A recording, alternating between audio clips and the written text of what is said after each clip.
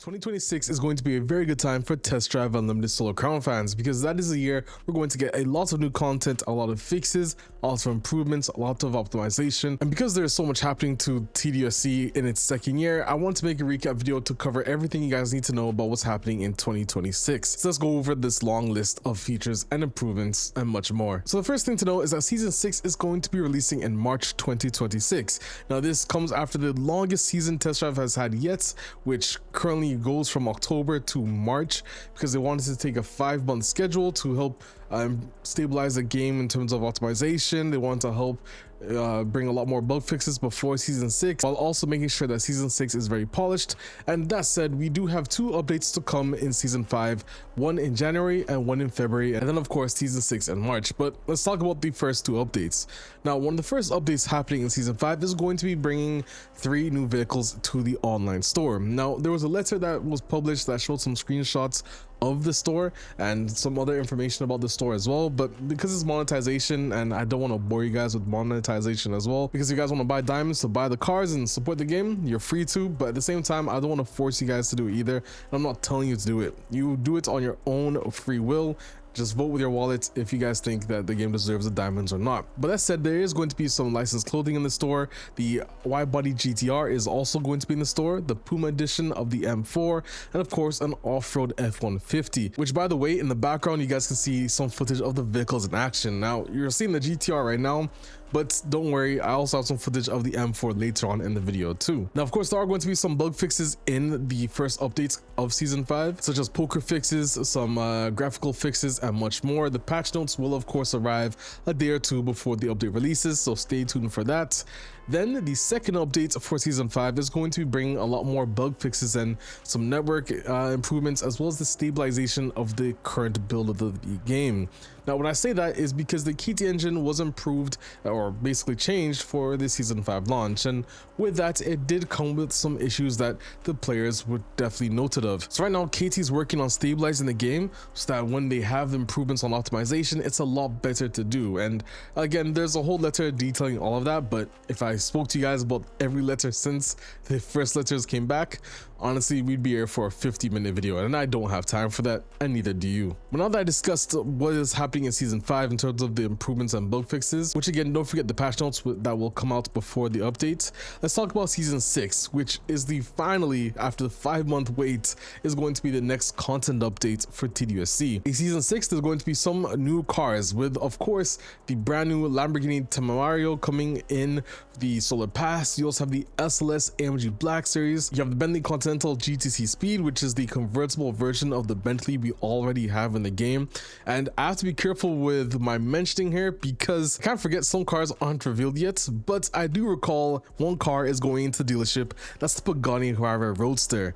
Yes, Pagani returns to TDUSC, and I know everyone's asking for the Zonda, the likes of the Tricolore, etc, etc. All I can say is we know what the players want, but this is the only Pagani arriving in Season 6. Will there be more? We're gonna have to wait to find out. Of course, I've only given you 3 vehicles or 4 vehicles so far, so there are still more vehicles to be revealed closer to the launch of the season. But now that I told you about cars, let's talk about content, because what content is in Season 6? Well, it's community voted missions, which is going to be detective mode. And having played an early build of detective mode, I'm really excited to see what KT do in the final version, because it is definitely not just like the TD2 follow mode. It's definitely a lot more in depth, and I can't wait for you guys to see some gameplay of that in the near future. But on top of detective mode, there's also going to be some quality of life improvements and also user design or user experience improvements as well, which we'll detail when we get closer to the launch of Season 6. Of course, with that, bug fixes as well. You guys already know there's going to be a huge improvements on vehicle bug fixes, graphical bug fixes even further, and hopefully, as they said, optimization. I want to see some optimization improvements in each season leading up to Season 8, because that is when they said that they wanted to be able to have the idea of lowering the minimum spec requirement, which is a pretty huge thing to be able to do in terms of optimization, especially for a game like TDUSC, which we all know definitely doesn't run the best on the current engine. But Season 6 is basically that. There isn't really much to know other than the detective mode and some vehicles, of course. But I do have some other good news, because season 7 is where things start to get spicy. Now, we don't know the release date of season 7 yet or season 8, but they will be in 2026. We just don't know what month, because since the delay of the 5-month schedule, so that means season 6 went from January to March. Obviously, we can't just have a 1-month season for season 7. Now, that said, season 7 is going to bring some really cool stuff. The official racing center is going to come in. You also have enhanced live events and enhanced solar pass, which I'll detail a bit right now too. Oh, and how can I forget? JDM cars. That is where we get very much the entire car list in season 7 is JDM. Now, we don't know what cars yet, but that will be revealed again closer to the launch of season 7. So first, the official racing center. Now, as you know, racing against others is a pretty not the best, to put it plain and simple, and in probably easiest terms, because right now it just doesn't make any sense, and that is where the official racing center has to come in. Now, in the official racing center, the idea is that you're able to go and, well, of course, in their Ibiza's HQ, or you can go to the actual official racing center that is located on Hong Kong Island by the racetrack. Now, at both of these locations, and of course Ibiza and Hong Kong Island, you will be able to boot up some races in a playlist, and whether that will be ranked or unranked races, you'll be able to do the same thing with friends. But of course, we already know the player base that might not want to do racing only, and I can confirm that there is going to be some very interesting stuff outside of just racing others in the official racing center, which I can't really say right now, and honestly I probably can't tell you until we're much closer to the release of the season. But there are some really interesting things that the ORC will have that definitely make up for it being not just something for racing fans only, and you guys will be really excited to see what KT has in store. But after that, the biggest things is the live event enhancements and solar pass enhancements, because right now that's basically the end game loop when you're the max level, or even if you're at lower level anyways. But those two elements are basically essential to the game, and live events is what helps player retention. So what can we do to improve them? Well, that's what season 7 does. For live events, it's going to be giving you a new way to play them, and not only that, but it'll also give you better ways to play them too, which I do hope Nakan and KT can detail this a little bit before season 7, just because I know players were asking about live event improvements recently as well. But like I said, it's going to be some really exciting live event improvements in terms of what you can play, what missions you could do, etc, etc. Same thing goes for the solar pass, because right now you basically have to grind races, and that's kind of what solar pass is right now too, just grinding races. And we know people, especially TD players, don't just want to do races, they want to do other things, maybe lifestyle elements, maybe racing anyways, maybe missions, etc, etc. So that's essentially what the whole live event and solar pass enhancements are going to bring to the community.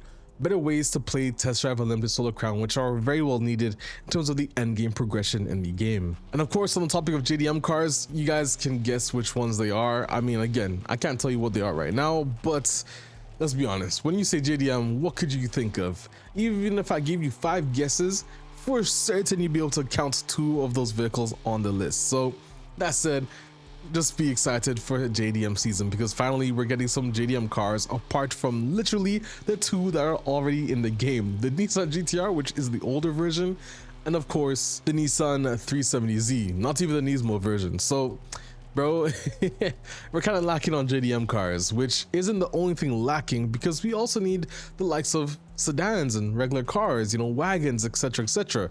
And on the topic of sedans, there's only one, and it's electric. It's the Audi e-tron.